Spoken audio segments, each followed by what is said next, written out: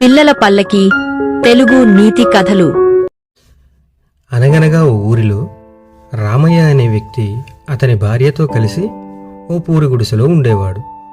వారు అడవిలో కట్టెలు కొట్టుకొని అవి అమ్మగా వచ్చిన సొమ్ముతో జీవనం కొనసాగిస్తుండేవారు. కానీ వారికి రోజూ సరిగ్గా తినేందుకు ఆహారం కూడా ఉండేది కాదు. వారికి పిల్లలు లేరు. అందుకే ఆ వయసులో కూడా తిండికి కష్టపడవలసి వస్తుంది.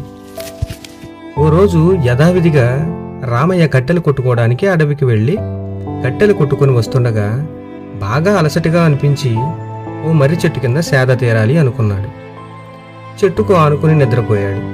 లేచేసరికి చీకటి పడింది. బాగా ఆకలి ఉండడంతో అతను తెచ్చుకున్న ఆహారం తినసాగాడు. తింటూ ఉండగా అతనికి 3 దెయ్యాలు దెబ్బలాడుకుంటూ కనిపించాయి. వాడిని నేను ముందు తింటా, నేనే ముందు తింటా, లేదు లేదు నేను ముందు తింటా.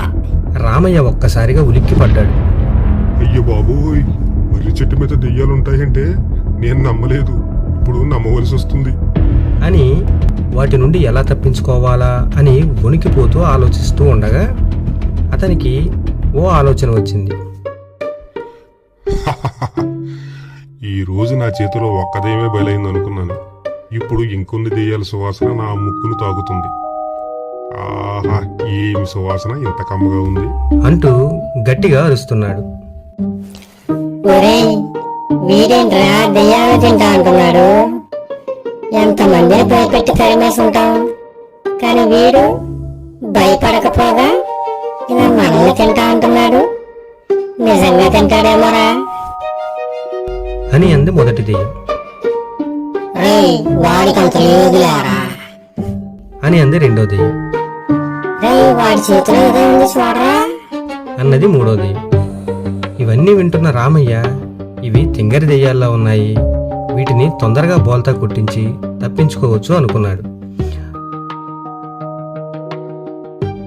అబ్బా, ఈ దెయ్యం పేగుల కైమ రక్తం ఎంతో బాగుంది, తింటుంటే ఇంకా ఇంకా తినాలనిపిస్తుంది అని అనగానే దెయ్యాలన్నీ ఆ చద్దిని చూసి నిజంగా పేగుల కైమ రక్తం అని అనుకుని ఉనికిపోతూ రామయ్య దగ్గరకు వచ్చి ఇలా అన్నాయి. ఓ మానవా, మమ్మల్ని తినొద్దు, మమ్మల్ని విడిచిపెట్టు, అని బ్రతిమాలాయి. కావాలంటే ఈ చెట్టు వదిలి దూరంగా పారిపోతాం అని అనగానే రామయ్య మీరు పారిపోతే మరి నా ఆకలి తీరేదెలా అని అన్నాడు. నీకు 3 కోరికలు తీర్చే శక్తి మాకుంది, నీకేం కావాలో కోరుకో, తీరుస్తాం అంది మొదటి దెయ్యం. రామయ్య అడిగింది తడువుగా, నాకు ఒక పెద్ద ఇల్లు కావాలి, ఓ సింతేనా, నాకు డబ్బుల కొరత ఉండకూడదు, నీ కోరిక తీరిపోయింది, నాకు ఎప్పుడు కావాలంటే అప్పుడు నేను కోరుకున్న ఆహారం వెంటనే రావాలి, ఓ సింతేనా అని మంత్రం చదివింది మూడో దెయ్యం. ఇవన్నీ వచ్చేసి ఉంటాయి, నువ్వు ఇంటికి రా మానవా. అని 3 ఒకేసారి అన్నాయి. అంతే, రామయ్య బ్రతుకు జీవుడా అనుకుని పరుగు పరుగున కట్టెలు కూడా వదిలేసి ఇంటి బాట పట్టాడు.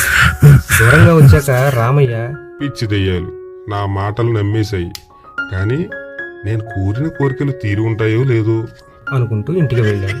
దెయ్యాలు పిచ్చి మానవుడు, మనంత తెలివి లేదు వీడికి, తెలివి ఉంటే ఆ కోరికల్లో ఒక కోరిక మనల్ని తినేయాలని కోరుకునేవాడు కదా అనుకుంటూ నవ్వుకున్నాయి. రామయ్య ఇంటికెళ్లేసరికి పూరి గుడిసె ఉండే ప్రదేశంలో ఓ పెద్ద భవనం ఉంది. ఇంటికెళ్ళగానే ఇంటి నిండా ఎంతో ఖరీదైన వస్తువులు, కొంత బంగారం కూడా ఉంది.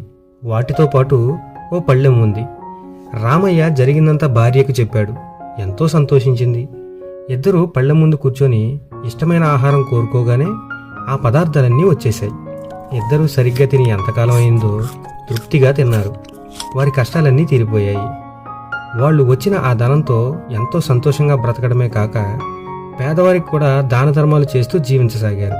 చూశారు కదా, తగిన సమయంలో తగిన విధంగా నడుచుకుని తెలివిగా ముందుకు అడుగులేస్తే అంతా మంచే జరుగుతుంది. కథ నచ్చినట్లయితే లైక్ చేసి ఛానల్ సబ్స్క్రైబ్ చేయండి.